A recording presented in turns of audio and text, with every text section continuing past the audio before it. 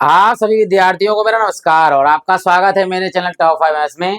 मैं सौर सिंह इसमें केवल कक्षा 10 ज्यामिति पर आधारित एक बहुत बेहतरीन सवाल लेकर आए हैं। यदि वीडियो अच्छा लगे तो आप लाइक कीजिएगा। एक बार बाद में प्ले लिस्ट पर जाकर विजिट कर लेंगे तो अपनी सुविधा के अनुसार जो देखना चाहते हैं वहां पर देख सकते हैं। फिलहाल शुरू करते हैं कॉन्सेप्ट के साथ। ये वाला सवाल देखिए, यहाँ दिया हुआ है कि एक त्रिभुज एबीसी की भुजा बीसी पर डी एक बिंदु इस प्रकार है कि उसमें जो कोण ए डी सी बराबर है किसके, बी ए सी। तो सिद्ध करना है हमारे लिए। सिद्ध कीजिए कि सी ए का स्क्वायर बराबर में सी बी गुणे में सी डी। चलिए पहले एक चित्र बनाते हैं हम। A B C, B C पर कोई बिंदु है हमारे पास, कौन सा, डी। या हमने खींच दिया ए से डी। अब कलर चेंज करके बनाते हैं कोण। देखिए क्या कह रहा है, देखिए सबसे पहले A D C, A D C यानी ये वाला जो कोण है ए डी सी किसके बराबर, देखिए बी ए सी। तो बी ए सी यानी इस बड़े वाले त्रिभुज के बराबर है। अब पूरा लिखते हैं जो जो कर दिया हुआ है। पहले सिद्ध क्या करना है, देखो ऐसे लिखेंगे। पहले लिखेंगे सिद्ध करना है।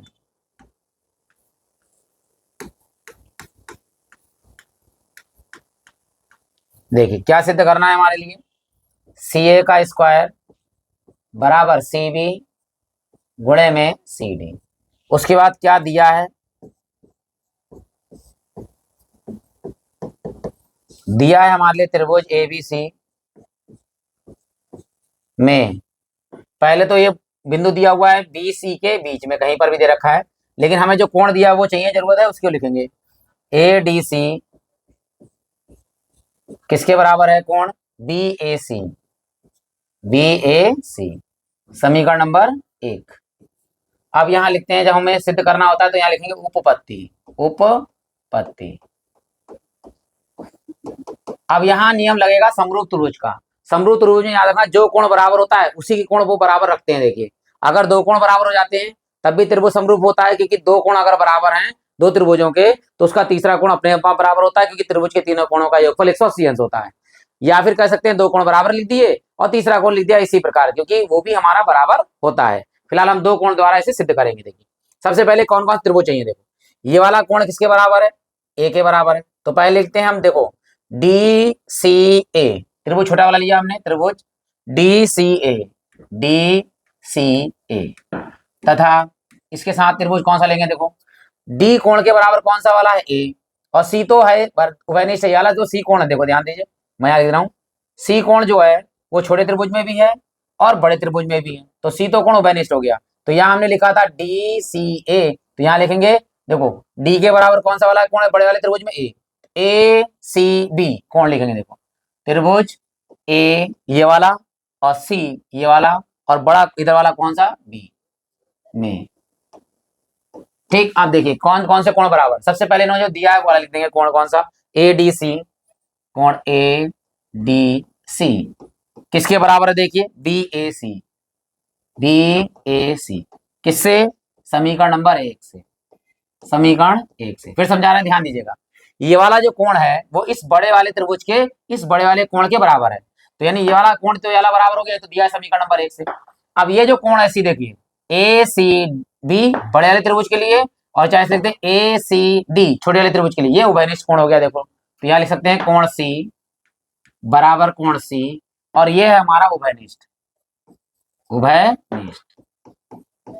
आप ध्यान दीजिएगा, दो कोण हमारे उभयनिष्ठ हो गए तो तीसरा कोण ऑटोमेटिकली बराबर हो जाएगा। ठीक, तो कौन सा कोण बराबर होगा, देखो ये वाला कोण इस बड़े वाले के बराबर है, ये वाला कोण उभयनिष्ठ है।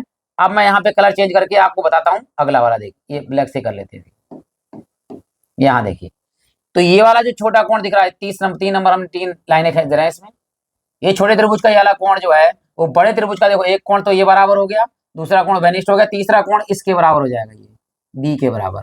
ठीक, तो त्रिभुज कौन सा समरूप हो गया, ध्यान दीजिएगा, जो कोण बराबर है वही त्रिभुज, त्रिभुज डी सी ए। तो त्रिभुज अतः यहां लिखेंगे, अतः त्रिभुज डी सी ए, डी सी ए ये किसके समरूप है, ध्यान दीजिएगा। देखो डी कोण यार, डी कोण किसके बराबर है, ए के, तो कोण ए, त्रिभुज ए, और सी कोण उभयनिष्ठ है, सी के ही बराबर है तो सी। और देखिए साथ में फिर यहाँ का लिखा था डी सी ए, ये ए जो कोण है यार 3 नंबर का ए कोण है वो किसके बराबर है? बी के, तो यहाँ आ जाएगा बी। तो देखिए डी कोण ए के बराबर, डी कोण ए के बराबर ये बड़े वाले के, सी कोण उभयनिष्ठ सी के बराबर देखिए, और जो ए वाला जो 3 नंबर वाला कोण जो है वो बी के बराबर है, तो ये उभयनिष्ठ हो गया। यहाँ पे सर्वांग समरूप हो गया, सॉरी किस नियम से हो गया? एंगल एंगल समरूप त्रिभुज से, समरूप त्रिभुज से। ये पहला काम हो गया। दो कोण अगर बराबर हैं तो त्रिभुज समरूप कहलाता है, या कह सकते हैं तीसरा कोण इसी प्रकार बराबर हो जाता है। अब समरूप त्रिभुज की प्रमेय से क्या होगा देखिए ध्यान से, समरूप त्रिभुज की प्रमेय से क्या होता है कि जो अगर कोण बराबर हैं तो उनकी भुजाओं के अनुपात बराबर होते हैं, भुजाओं के अनुपात बराबर होते हैं। अब कौन कौन सी भुजा चाहिए उसी के अनुपात बराबर लेते हैं। देखो सबसे पहले हमें चाहिए सी ए, तो हमने लिखा सी ए। अब सी ए लिया हमने छोटे त्रिभुज से, यानी सी ए यानी जो लिया है वो छोटे त्रिभुज में से लिया है।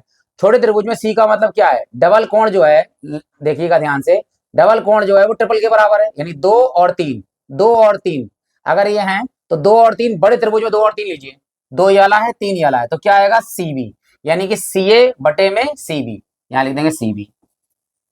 आगे आ जाते हैं, देखिए छोटे त्रिभुज में वाला कोण ले लिया, आप छोटे त्रिभुज में लिखें डी सी या सी डी, चाहे डीसी लिख दीजिए चाहे सीडी, तो हमारे पास क्या चाहिए? देखो सीडी चाहिए, तो यहाँ छोटे त्रिभुज में लिया हमने सीडी, छोटे त्रिभुज में लिया हमने सीडी। छोटे त्रिभुज में 2 के साथ एक कोण, 2 के साथ एक।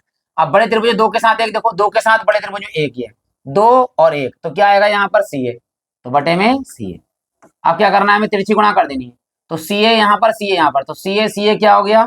सी ए स्क्वायर, देख लीजिए, तो यहाँ हम लिखेंगे सी ए हो गया सी ए स्क्वायर। आप बराबर में जो चीज पहले लिखिए वो चीज पहले सी बी, तो सी बी पहले लिखिए सी बी, और गुणे में क्या बचा हमारे पास में? C D. और यही हमें क्या करना था? सिद्ध करना था, चाहे इतनी सिद्धम लिख दीजिए चाहे लिख दीजिए आप प्रूव। तो ये हमारे पास जो है सिद्ध करना था वो आ गया। बस ये याद रखना कि कौन सा कोण किसके बराबर, मतलब समरूप है, किसके बराबर है, समरूप त्रिभुज की प्रमेय लगी है। आशा करता हूं कि कोई भी चीज समझ, मतलब सभी चीज समझ में आई होगी। अगर कोई चीज समझ में नहीं आई है तो आप कमेंट बॉक्स में कमेंट कर सकते हैं।